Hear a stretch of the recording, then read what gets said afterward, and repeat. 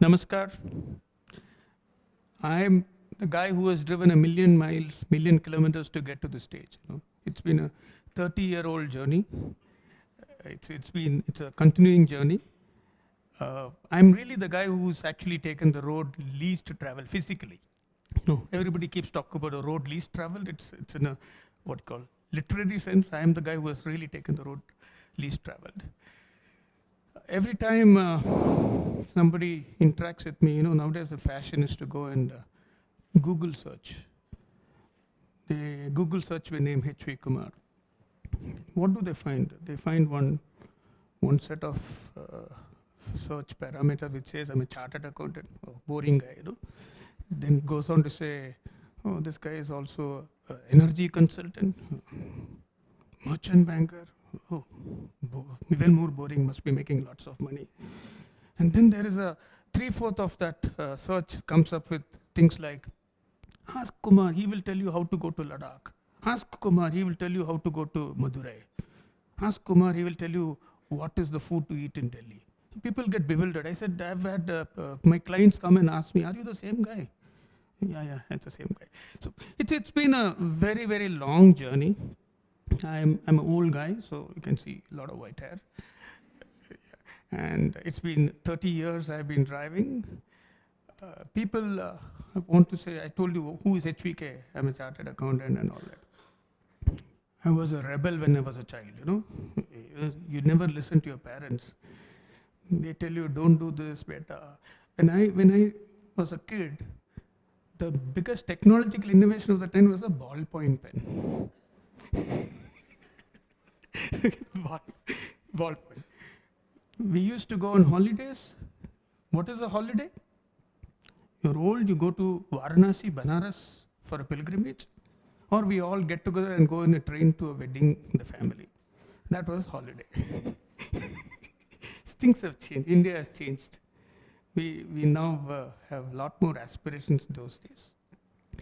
When I started driving, it was people used to look at me, are you sure you're doing the right thing? And it's a very dangerous place. Why do you want to do it? There's a train, there's a bus. And why do you want to travel? That legacy, even today when I travel, suppose a cop stops me on the road and asks me, what are you doing in this car? I said, I'm traveling. What are you traveling? No, I'm traveling on business. Because if you tell them that it's a holiday, they start looking at you funny because it's an old legacy. We never used to travel otherwise than for business or something. This whole desire to travel is something which we all have. Again, going back to my childhood days, I used to walk 15 kilometers. When I went to college, I cycled 30 kilometers. I started working, I bought a motorcycle, I went 300 kilometers. And finally I bought a car, I started going 3,000 kilometers. I don't look very ferocious. I've been to many dirty places in India. I've seen Naxalites, terrorists. I've searched under my car for bombs, all kinds of things. There's some friend met me and said, first time, said, you are not what I thought you will be. I said, what do you mean? No, you look, you don't look impressive. What did he say? Big mustache, 140 kgs, pan chewing 2 taps, What did you expect? We are all ordinary people, ordinary guys. That is where the inspiration is. That the reason I'm here today, the reason a lot of people do what I do today is that I'm probably a personification of the fact that we can all do it. It sounds a very simple thing. Say I'm driving from Bangalore to Delhi, but it is not so simple. There's a lot of technology today. As technology tells you how to go from A to B, it is not as so simple as just looking at the technology. So, over a period of time, I amassed a lot of expertise, routes, road conditions. They started calling me the human GPS because I just happened to have a lot of information. You call me at 1:30 in the night, I could tell you, yes, turn right, turn left, look at the signboard, take a left, whatever. I'm a chartered accountant, you see. So I'm a very good accountant. So I started accounting all this. I used to write it down. Lovely documents I made all these years. Every trip of mine, I can tell you on June 7th, 1987, where I was, to an example. And this became, every time somebody wanted to go on a road trip, they just said, ask Kumar, I know this guy, He's a mad fellow, he keeps driving around. Here is his number, go and meet him, go and talk to him.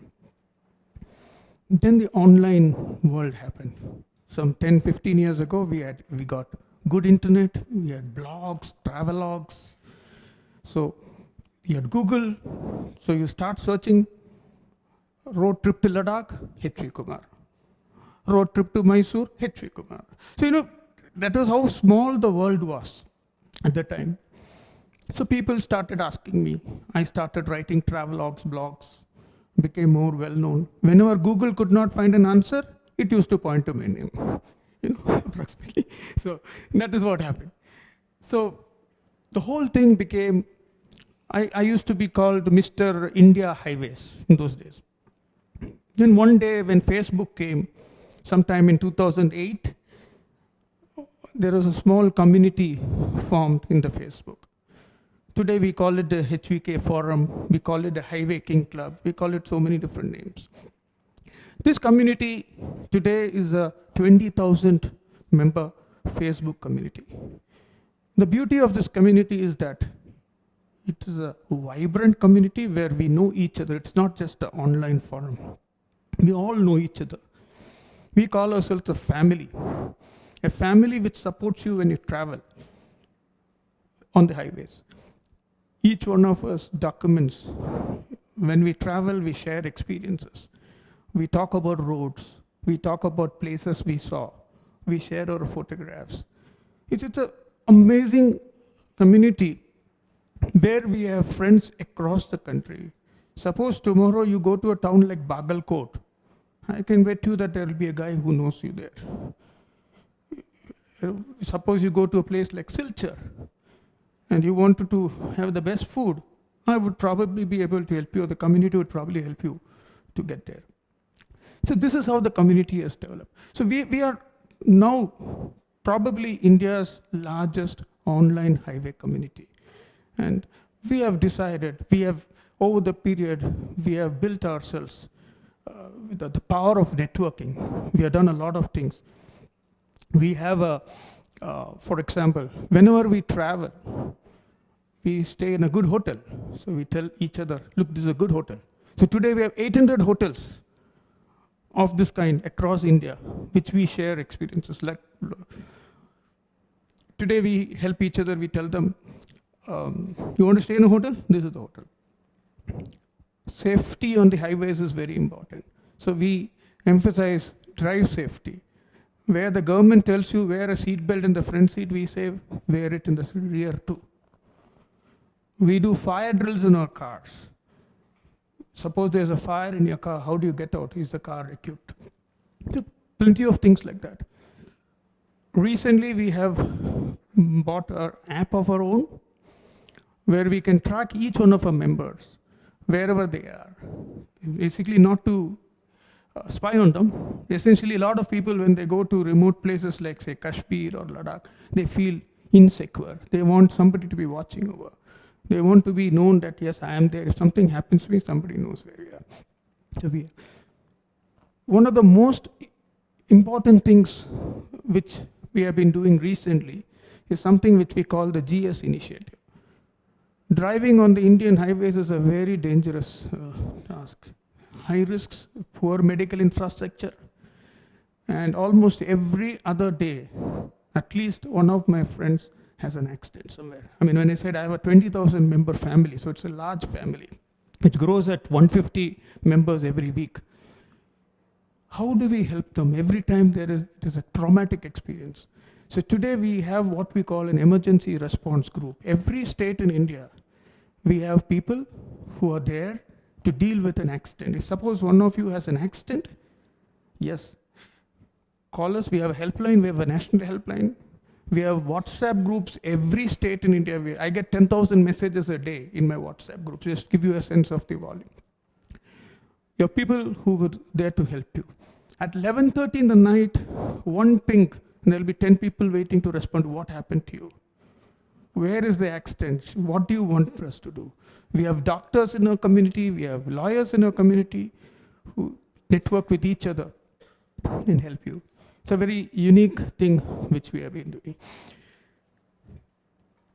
At the end of the day, see, today we tend to think that the world is very, very self-centered.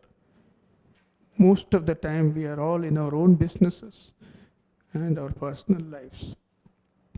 What I think we have built in this community, this HiVayKing Club or whatever, is a community which cares, which helps strangers.